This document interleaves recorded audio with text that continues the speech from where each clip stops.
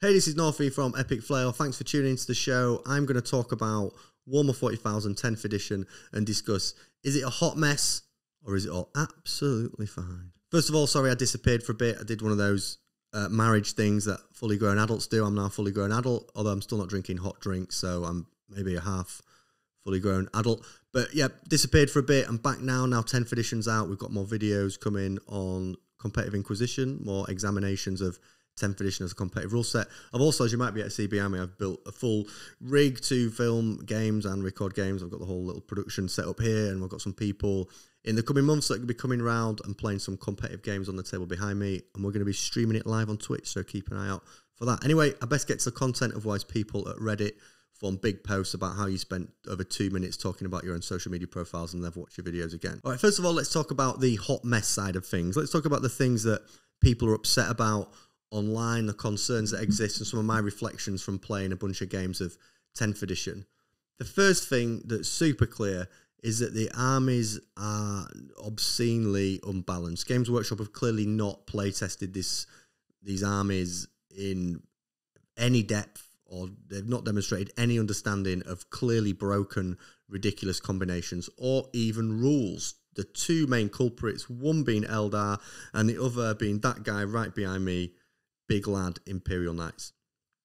Now, obviously, before this video, they've made some steps to address Eldar, and Knights have increased the points values, they've changed Eldar so they can only use one dice, fate dice per phase, but it still appears to be ridiculously strong, and I have no doubt that the trend that we've seen over the past few weeks of Eldar and Knights dominating the top tables will continue.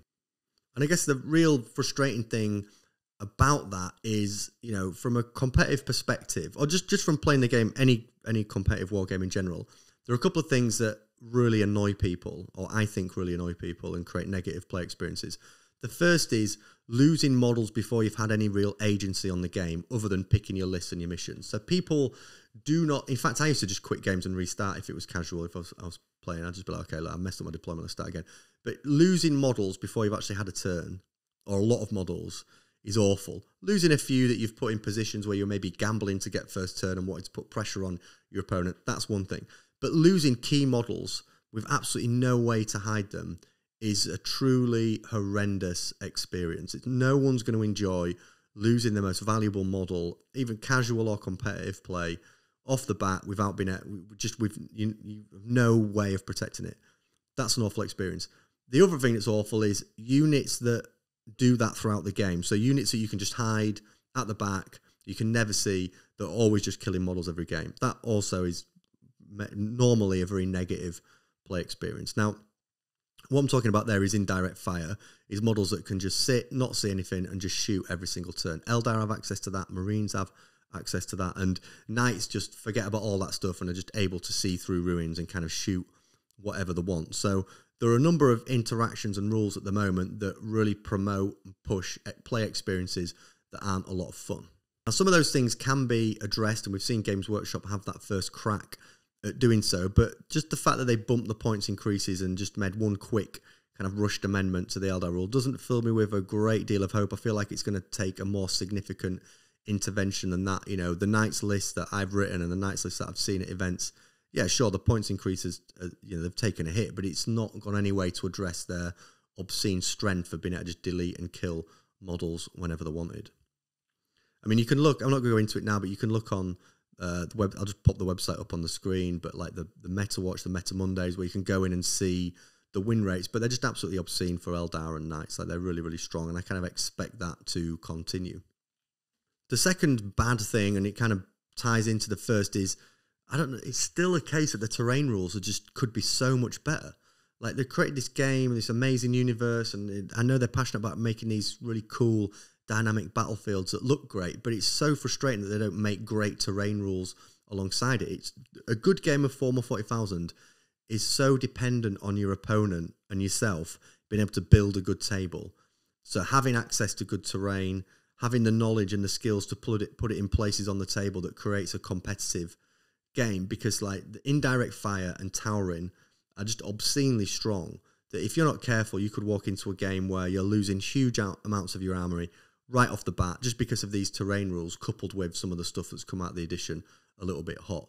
What I like about the terrain rules is that it's much easier to see and understand in the rule book, but I still feel like they could be way, way, way better. Even ruins, it's not really clearly defined. Like it says, you know, models can't see through ruins, but knights can. But it doesn't really go any way to define maybe different types of ruins. Are all ruins exactly the same? Because I know tournaments at the weekend were playing it so that the first floor of a ruin is kind of blocked out, so you can't see through the first floor of a ruin, but you can see through the second and third. So already people are having to step in over the terrain rule set and being like, oh no, we need to define ruins a little bit more clearly here and have different types of ruins to create play experiences which aren't negative. I mean, some people might argue that's a good thing and it shows like a flexibility of a rule set for people to be able to come in and make adjustments. But for me, I think the competitive community, you know, want to be able to focus on just making really good events that people enjoy, you know, and selling tickets and creating positive play experiences, not then having to kind of police the rules themselves. We know how quick that creates tension and just a total mess of one tournament applying a certain rule and another tournament not. I don't think that is a good thing. I think that on the whole is a bad thing. So the terrain rules leave a lot to be desired. And there are also just a few rules that just seem really not that clear or not that well thought out. Like Overwatch on the surface seems like a cool idea. I know they brought it over from Horus Heresy. In fact, I remember Overwatch from editions and editions and editions ago when I was like 12 years old or whatever. Overwatch as a thing has always sat around the Games Workshop games and been there in the background, but it is so insanely strong in the current edition. Like if you're playing a melee army or you're just trying to move up the table a really key piece, there are certain units and combinations in the game at the moment that can just absolutely smash it off the board. Eldar cheating the sixes in through fate dice and, you know, making sure they hit.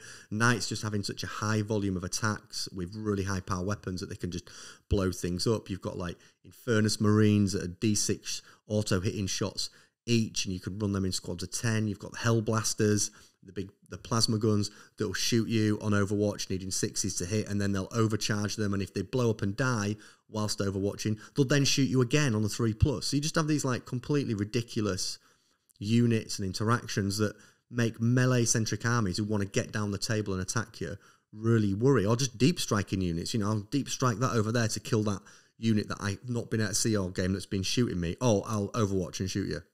Amazing. Great. So the unit that's been hiding all game and killing my stuff that I can't see, I now finally can see it and it's going to Overwatch me and kill me. I mean, that's awful. That's an awful experience. Along with Overwatch, there's just a bunch of other rules that just aren't really that clear. People, I think, are kind of guessing the way through. And I guess to cut GW some slack, like that always happens with a new edition, particularly when we release huge amounts of rules at once. But, you know, I think they probably could have done a better job there on just maybe play testing a bit more and just clearing some of those things up. So they're three negative things. Let's think about the positive, though. Let's finish on a positive. What do I like about this edition? What seems to have gone? Well, because it's not all doom and gloom. You know, there's no need. There are definitely problems, and we could do like really angry videos where it does that thing where it like zooms in on your face and you shout and all that kind of stuff and get really angry, because people like that. People like being outraged over them. People like being upset and angry. But I personally prefer a little bit more nuance and a little bit more balance to the situation. Or it's fun to be angry in it. People love the anger. So the first is less stratagems feels good. I moaned in 9th edition that like it's rules bloat, too many rules. This is a mess. No one really knows what all the stratagems are, and if you do, it takes so long to just learn the stratagems before you can play a competitive level. High barrier of entry, no fun. But like less stratagems is good. I think they've done a good job of like creating some main stratagems that everyone can use, and then giving people a bespoke number just to focus on. If you can, make people's mental load on just remembering so many rules less, and instead let them focus on strategy and placement, I think that's a good thing. So this edition has done that. The missions are also good. I think they're much easier to understand. The fact that they're in cards and you can just have them in front of you. I mean, that you're not picking up rule books and flicking through text and like everyone's got a book and try to find all these things. That has been streamlined, and that definitely feels a simpler, cleaner system. So the missions are good. And the third one, it's not less about the rule set. I guess I just want to finish on some level of optimism, is that GW are now recruiting someone to kind of look at competitive play and help manage this, manage the data slate and help keep it in check and keep it balanced. Maybe should have done this a little bit sooner, but that's still a positive that, if they get someone good in that understands the rule set, understands the competitive scene, has the ability to push and break systems, push things to the max. That's kind of what they need. You know, again, I think about War Machine. War Machine hit its best level of balance when Privateer Press employed some of the best players in the community. They just found some of the players that were absolutely top. Will Pagani and a bunch of these guys then went on to make Marvel Crisis Protocol. But you know, the guys that were really top of the game, understood all the rules and interactions, brought them in, and they did a great job of just making a solid rule set. They quickly addressed interactions. They understood the game. So I think Games Workshop should do that. I know there's always been this thing of Games Workshop of like, we're a models company first, and you know, we want people to just enjoy the game for what it is. It's all this casual play chat. But, you know, like, there are a huge number of people that play competitively. They're in the minority. Most people don't. Most people just pick up and roll the dice. But I think if you have a good competitive rule set, then you have a good casual rule set. I think that's the way it works. If you have a good, if competitive players can pick up the game and have a good game where the best player wins, then the casual players are going to have a good time too. Because I think what happens at a casual level, I do see the two things as connected, because what happens at a casual level, if there are loads of people who will just accidentally come across really broken things, or be in play groups where someone's like, oh, I'm a very casual player, and they're there, you know, with all the knights or all the most completely broken thing and just causing pure destruction and creative negative play experiences. So I think, you know, it is really good to keep an eye on the tournament stats. It is good for Games Workshop to tune the competitive scenes. I think ultimately that creates a better game and a more healthier community.